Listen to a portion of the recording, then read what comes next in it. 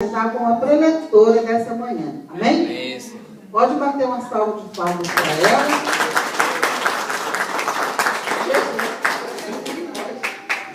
Santos irmãos com a paz do Senhor. Amém. Ficou para mim a responsabilidade de entregar a palavra para a igreja esta manhã.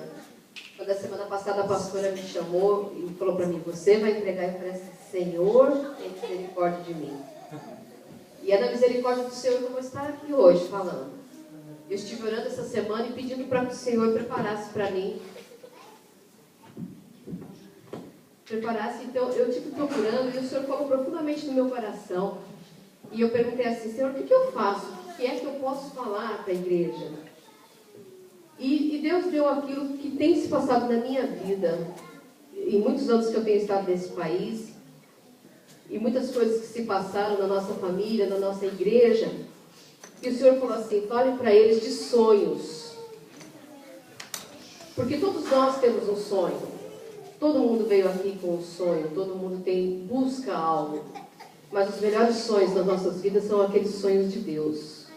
A partir do momento que nós procuramos realizar os nossos sonhos dentro daquilo que Deus tem nos preparado, é aquilo que Deus vai dar de melhor. E não há coisa melhor no mundo quando nós estamos voltados para as coisas de Deus. Que a partir do momento que você põe a sua vida na mão de Deus, todos os sonhos são realizados, porque o Senhor tem grandes promessas nas vidas. Eu quero ler com os irmãos aqui em Gênesis 37, a começar do versículo 5 ao 11.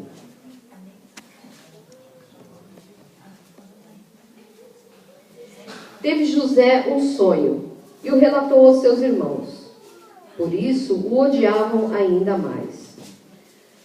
Pois lhes disse, rogo-vos, ouvi este sonho que tive. Atávamos feixes no campo, e eis que meu feixe se levantou e ficou em pé. E os vossos feixes o rodeavam e se inclinavam perante o meu. Então lhes disse seus irmãos, reinarás com efeito sobre nós? E sobre nós dominarás realmente? E com isso, tanto mais o odiavam por causa dos seus sonhos e das suas palavras. Teve ainda outro sonho, e o referiu aos seus irmãos, dizendo, sonhei também que o sol, a lua e 11 estrelas se inclinavam perante mim. Contando-o a seu pai e a seus irmãos, repreendeu-o o pai e lhe disse, que sonho é esse que tiveste?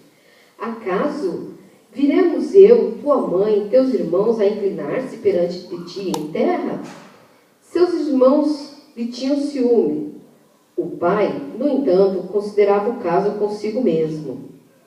Irmãos, eu vejo aqui o seguinte, José foi um homem que já foi escolhido pelo Senhor. E quando Deus começou a colocar na vida dele sonhos, ele era muito jovem. A gente não precisa ser maduro, não precisa ser adulto para que tenha sonhos. A partir do momento que o Senhor tem promessas nas suas vidas, ele já começa a te dar um sonho cedo. José era muito jovem ainda, e quando ele começou a mostrar os seus sonhos, os irmãos dele se incomodavam com isso. Eles ficavam assim o tempo todo criticando. Com José eram 12, eram 11 irmãos. Imagina em casa como que deve ser, né? Quando você discorda, que às vezes 2 ou 3 entre irmãos começam a se desentender e discutir. E eles não entendiam isso. Eles falavam assim, mas como que ele pensa, quem ele pensa que ele é, né? Que vai chegar aqui agora e dizer assim, olha, os seus feixes se dobravam para mim. Depois as luas e as estrelas se dobravam perante ele. Irmãos, quando Deus coloca sonhos nas nossas vidas, eles vão ser cumpridos. Não importa se os irmãos, os amigos, os vizinhos, quem quer que seja, se incomodem com isso. A partir do momento que o Senhor fala, eu vou realizar, eu vou ter um projeto, pode demorar quanto for. Eu vejo na vida de Abraão, quando Deus falou para ele que a geração dele seria grande. Quando o Senhor cumpriu aquilo que ele havia prometido na vida de Abraão, Abraão já estava com 100 anos quando nasceu o seu filho. Mas mesmo assim, Abraão estava forte e firme. Ele já tinha idade, mas naquela época as pessoas viviam bem mais. Mas as promessas do Senhor, Ele cumpre, Ele não importa com o tempo, e Ele restaura a vida. O Senhor restaura os seus dias, Ele restaura a sua força. Por isso que a gente não pode desanimar. Às vezes a gente fala assim, ai, está demorando demais, Senhor. Está demorando demais, eu estou esperando essa bênção para amanhã. Mas aí vem aquele outro lado nosso. Onde é que nós temos agido para que o Senhor possa realizar os nossos sonhos? Porque para que a gente possa ser abençoado, para que a gente possa ser realizado, para que tudo aquilo que a gente tem projetado nas nossas vidas, nós também temos que fazer a nossa parte. Nós temos que agir certo com Deus, nós temos que andar certo com Deus. Quando eu estive meditando essa palavra, e como eu vou decorrer vários capítulos dessa palavra, eu estive analisando assim, em muitos pontos, a gente vê assim a fidelidade de José com Deus. Em momento algum, esse rapaz saiu dos caminhos do Senhor. Ele tinha a convicção da promessa, do sonho que Deus tinha dado na vida dele, e ele foi fiel. Ali ele seguiu até o fim. Mais para frente, deixa eu só dar uma olhadinha aqui, meus irmãos, perdoam que eu sou inexperiente. No capítulo 37, no versículo 8. Não, perdão.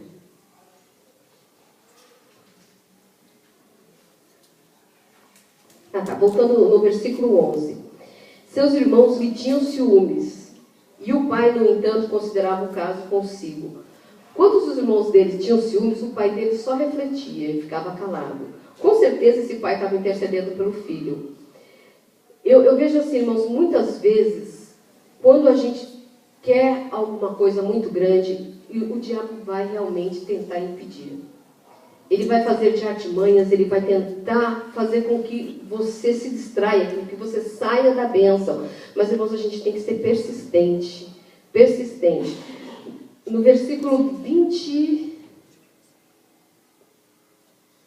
No versículo 20 diz o seguinte: Vinde, pois, agora, e matemo-los, e lancemos uma dessas cisternas, e diremos que algum animal selvagem comeu. Os irmãos de José começaram a, como se diz assim, a planejar alguma coisa contra ele, para que tirassem ele. Aí, quando José veio ao encontro deles, eles simplesmente prenderam o irmão e jogaram no buraco. A intenção de uns era matá-lo. Porém, um dos irmãos dele disse o seguinte: não vamos matá-lo, deixa ele lá, né? Quando chegaram os mercadores que iam passando ali naquele caminho, eles falaram assim: olha, já que nós não vamos matá-lo mesmo, agora estamos com um pouco de dó dele, vamos vender ele, né? Porque além de tudo a gente ainda faz um dinheiro. E que levaram o irmão deles, eles falaram assim: ok, acabou, lá foi embora o José. E eles diziam o seguinte: o que vai ser agora dos sonhos dele? Deixa ele embora, porque agora nós vamos ver o que vai ser do sonhador. Só que o sonho de José não era limitado àquele lugar. O sonho de José não era limitado àquelas pessoas, àquela cidade. O sonho de José era muito grande. O sonho de José era sonho de Deus, irmãos. Não era sonho só de José, não. Não era sonho só de dizer assim: o que se passar dessa cidade é o que vai se crescer. Por muitas vezes, irmãos, a gente tem sonhos grandes e a gente pensa assim: nossa, acabou aqui, recebi uma pequena porção. Mas quando a gente tem Deus nos nossos corações, quando a gente tem Deus no projeto das nossas vidas, Deus tem sempre o melhor. Deus tem sempre algo mais para nos dar. No versículo 28 aqui, do capítulo 37 ainda, diz, essa passagem que diz: E passando os mercadores midianitas, os irmãos de José alcançaram... perdão. Essa parte eu já li. Mas eu vou continuar lendo. E passaram os mercadores, os midianitas, os irmãos de José, e o alcançaram. E o tiraram da cisterna, e venderam por 20 ciclos de prata aos ismaelitas, e o levaram para o Egito. Quando José chegou no Egito, irmãos, ele chegou lá agora como um escravo. Ele já não era mais o filho da casa do pai. Chegado lá, ele foi vendido. Deus moveu também o coração de Potifar naquele dia, para que fosse buscar alguém para comprar, para vir trabalhar na sua casa. Nos relatos que eu estive vendo aqui, Deus moveu também o coração de Potifar naquele momento. Porque quando Deus tem um negócio com uma pessoa, Ele move pessoas também para que venham ao teu encontro, para que venham para te ajudar. Quando o Potifar chegou ali, óbvio que naquele mercado tinha muitas pessoas. Mas aí ele escolheu a José e levou esse rapaz para casa. Quando José chegou na casa de Potifar, ele começou a ver que José era um rapaz inteligente, que ele era organizado, que tudo que ele mexia, ele ia para frente. E assim, José começou a prosperar na casa de Potifar. Amém. Tudo que José colocava a mão, ele era próspero. Amém. E Deus mostrava para José que Deus era com ele. E Potifar começou a ver que Deus era com José também. Então Deus não se mostrava só para José, Deus mostrava para Potifar também. E a Bíblia fala o seguinte, que chegou uma época em que Potifar colocou José como gerente de sua casa, como gerente das suas coisas, e tudo onde José colocava a mão prosperava. Amém. Então, irmãos, a gente vê o seguinte, aquele que é fiel ao Senhor, ele pode estar trabalhando em qualquer lugar. Eu tenho uma coisa que eu aprendi há muito tempo, que a cada casa que eu entro, quando eu ponho o pé dentro daquela casa, eu falo assim, Senhor, que esse lar seja abençoado. Eu estou ali como empregada, mas eu sempre peço por aquelas famílias que eu tenho trabalhado, porque eu quero ser próspera e eu quero que eles sejam prósperos. Eu quero que onde eu colocar as plantas dos meus pés, que sejam para seja bênção. Eu falo assim muitas vezes que a família que eu trabalho, hoje eu falo assim, é uma família que eu amo, porque eles me trazem muitas alegrias. E eu quero ser alegria na vida deles também. O ano passado, no dia de ação de graças, eu penso, o meu patrão falou assim, hoje eu vou na igreja, né? Hoje é dia de ir na igreja. Aí a esposa dele riu, né? Pegou e falou assim, o David uma vez por ano ele vai na igreja. Ele falou assim, não, a gente tem que ir lá na igreja hoje para agradecer a Deus. Aí eu peguei e falei assim para eles, mas vocês não sabem, 2 vezes por semana vocês vão na igreja comigo. Aí minha patroa olhou assim e achou estranho, né? Eu peguei e falei assim, vocês lembram que vocês me deram uma foto uma vez de Natal, que está a família toda? Ela falou, lembro. Eu falei assim, então, aquela sua foto está dentro da minha Bíblia. E todas as vezes que eu vou para a igreja, eu sempre peço para que Deus venha abençoar você. Aí os olhos dela encheu de lágrimas naquele momento, né? E eu peguei e falei assim, Senhor, às vezes o nosso testemunho é tão pequeno, mas a gente foi ali e plantou a sementinha. Eles sabem que existe um Deus vivo e sabem também que existe um alguém que ora por eles. E eu sei que através disso o Senhor muitas vezes faz coisas tremendas. Eu vejo assim, voltando a estudar sobre José, eu vi assim, que em tempo algum José lamentava. Olha, ele foi traído pelos irmãos, eles tentaram matar ele, depois desistiram, depois eles falaram assim, olha, vamos vender ele, manda ele embora.